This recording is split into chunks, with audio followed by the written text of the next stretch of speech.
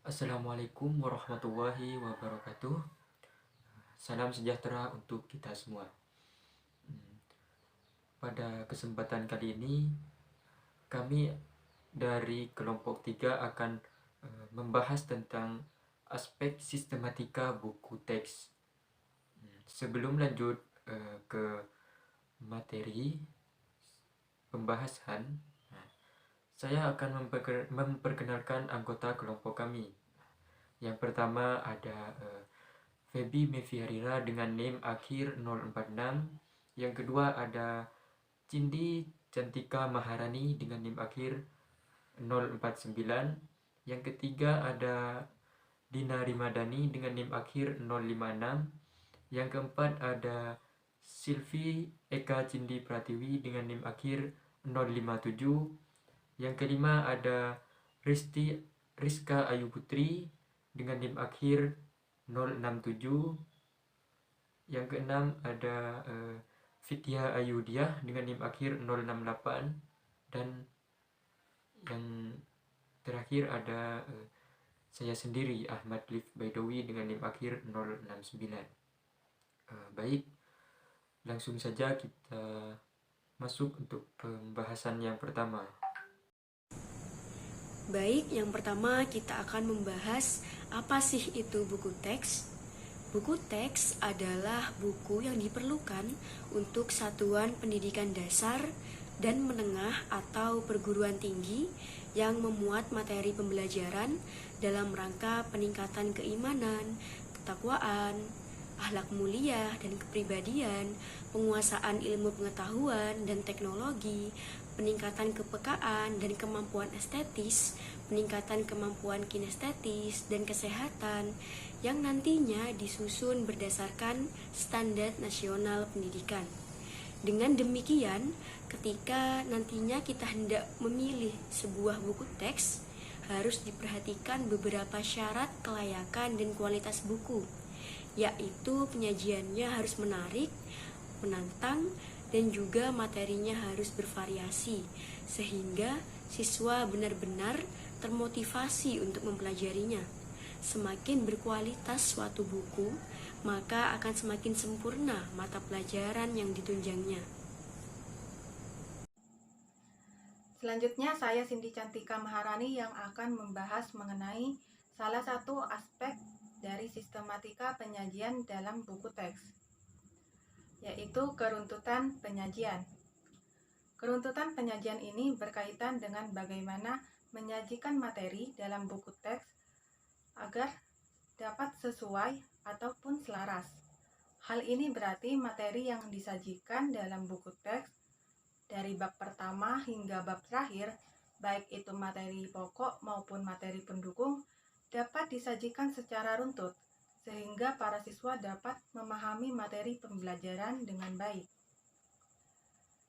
Penyajian materi pembelajaran ini dibagi menjadi dua. Yang pertama yakni penyajian materi dengan alur induktif, dan yang kedua yakni penyajian dengan alur deduktif. Penyajian dengan alur induktif berarti penyajian dari materi yang khusus ke materi yang umum. Hal ini digunakan untuk membuat kesimpulan dari suatu fakta ataupun data. Sementara itu penyajian materi dengan alur deduktif berarti dari yang umum ke yang khusus digunakan untuk menyatakan kebenaran dari suatu proposisi. Konsep ini disajikan dari materi yang mudah ke materi yang sukar, ataupun dari materi yang sederhana ke materi yang lebih kompleks, dan materi yang informal ke materi yang formal, sehingga siswa dapat mengikuti pembelajaran secara berkelanjutan. Selain itu, materi prasyarat disajikan mendahului materi pokok agar siswa dapat mengetahui apa saja materi pokok itu dan dapat dipelajari dengan baik. Baik, di sini saya akan menjelaskan tentang menalar. Menurut Daryanto tahun 2014 halaman 70, menalar adalah suatu proses berpikir secara logis dan sistematis atas fakta empiris yang diobservasi untuk memperoleh kesimpulan berupa pengetahuan. Dalam proses menalar ada dua cara, yaitu penalaran induktif dan juga penalaran deduktif. Menurut Muslih tahun 2010 halaman 71-72, dalam penyajian bahan dikatakan mengikuti pola pikir induktif apabila sajian bahannya diawali dengan penampilan fakta empiris yang diperoleh dari pengalaman indrawi, lalu dianalisis dengan sistematika dan juga disimpulkan. Sedangkan penalaran deduktif yaitu apabila pola sajian bahannya diawali dengan penampilan teori, ide, pendapat, lalu pandangan, informasi, dan juga pertanyaan-pertanyaan abstrak.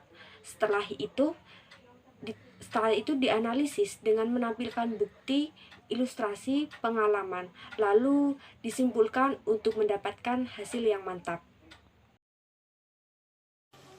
Indikator teknik penyajian buku teks salah satunya ialah memperhatikan keseimbangan antar bab dalam suatu buku teks. Keseimbangan antar bab berarti buku teks tersebut memiliki sifat proporsionalitas, yaitu uraian materi buku memenuhi keseimbangan, kelengkapan, kedalaman, dan keseimbangan antara materi pokok dengan materi pendukung. Uraian substansi antar bab tercermin dalam jumlah halaman, tersaji secara proporsional dengan tetap mempertimbangkan standar kompetensi dan kompetensi dasar. Uraian substansi antar subbab dalam bab tercermin dalam jumlah halaman juga tersaji secara proporsional dengan mempertimbangkan kompetensi dasar yang ingin dicapai. Baik, selanjutnya adalah kelengkapan penyajian. Yang pertama ada bagian pendahuluan. Pada bagian awal buku teks terdapat prakata, petunjuk penggunaan, dan daftar isi atau daftar simbol atau notasi. Prakata adalah sebuah pengantar dari penulis yang berisi ulasan tentang maksud dan metode yang digunakan penulis dalam menulis bukunya. Prakata memuat secara umum isi buku yang akan dibahas. Selanjutnya, petunjuk penggunaan memuat penjelasan, tujuan, isi buku, serta petunjuk pemakaian buku bagi siswa untuk mempelajarinya. Berikutnya, daftar isi adalah tampilan semua judul bagian yang terdapat di dalam buku seperti judul bab, subbab, pasal, dan subpasal. Daftar isi memberikan gambaran mengenai isi buku yang diikuti dengan nomor halaman kemunculan. Dan yang terakhir, daftar simbol atau notasi merupakan kumpulan simbol atau notasi beserta penjelasannya yang dilengkapi dengan nomor halaman, kemunculan simbol atau notasi, dan disajikan secara alfabetis. Baik, yang selanjutnya adalah bagian isi. Penyajian materi dalam buku teks dilengkapi oleh beberapa poin. Poin yang pertama yaitu penyajian materi. Penyajian materi dalam buku teks dilengkapi dengan gambar, ilustrasi, tabel yang disajikan secara jelas, menarik dan sesuai dengan topik yang disajikan sehingga materi lebih mudah dipahami oleh siswa. Poin yang kedua, rujukan atau sumber acuan. Dapat langsung disebutkan atau disertakan dalam daftar rujukan sumber. Poin yang ketiga, penyajian setiap bab atau subbab. Memuat soal latihan bervariasi dengan tingkat kesulitan bergradasi secara proporsional yang dapat membantu menguatkan pemahaman konsep atau prinsip. Poin yang keempat yaitu rangkuman.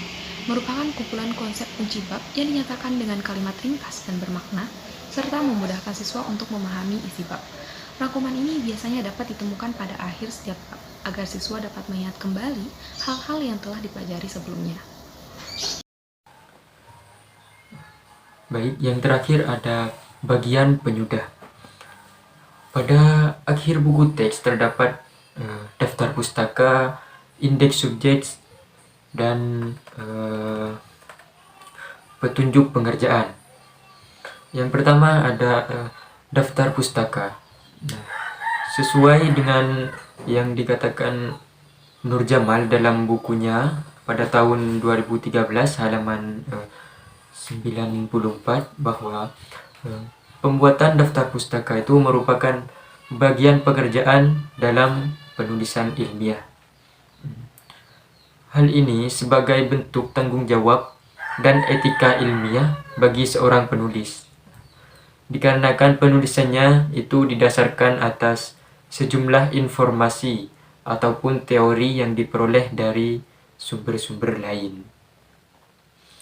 Daftar pustaka ini menggambarkan bahan rujukan yang digunakan dalam penulisan buku. Digunakan dengan nama pengarang yang disusun secara alfabetis.